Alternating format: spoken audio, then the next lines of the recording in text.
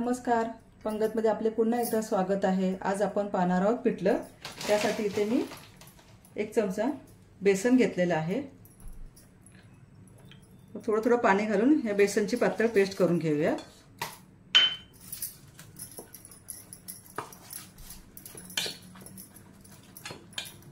बेसनमध्ये ज्या गुठळ्या आहेत त्या मोडून घ्या।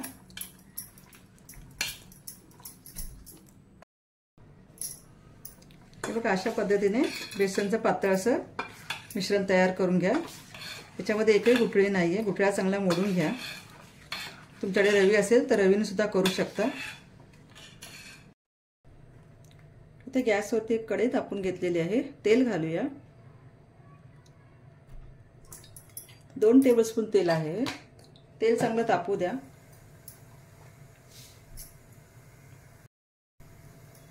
तेल चांगलं तापल्यावरती आपल्याला एक छोटा चमचा मोहरी घालायची आहे।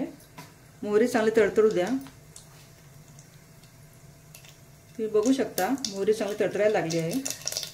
1 चमचा जिरा घालूया। 1 लहान चमचा हिंग घालूया।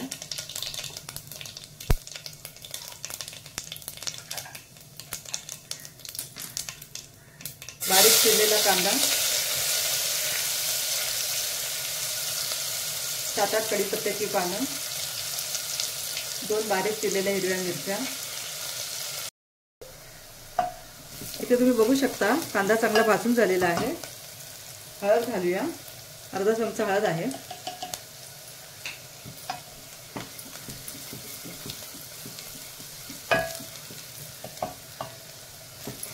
त्यानंतर आपण जी बेसनची पातळ पेस्ट तयार केली होती ती घालून घेऊया।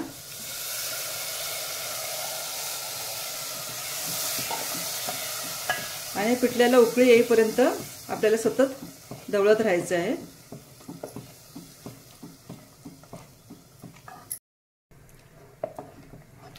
आता आपण पुन्हा 1 कप पाणी घालणार आहोत।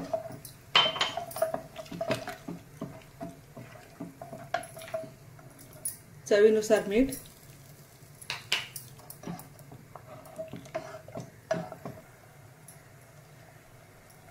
थोडीशी कोथिंबीर घालूया।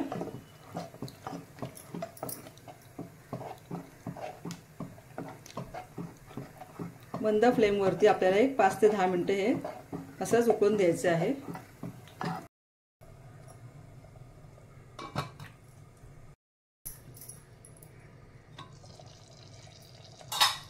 7 ते 8 मिनिटे झालेली आहेत। तर तुम्ही बघू शकता पिठलं सुद्धा तयार आहे। आता आपण हे सर्विंग बाउलमध्ये काढून घेऊयात।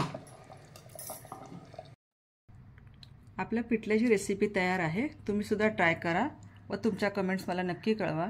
तसेच माझी रेसिपी आवडल्यास शेअर करा, माझ्या चॅनलला सबस्क्राइब करा। धन्यवाद।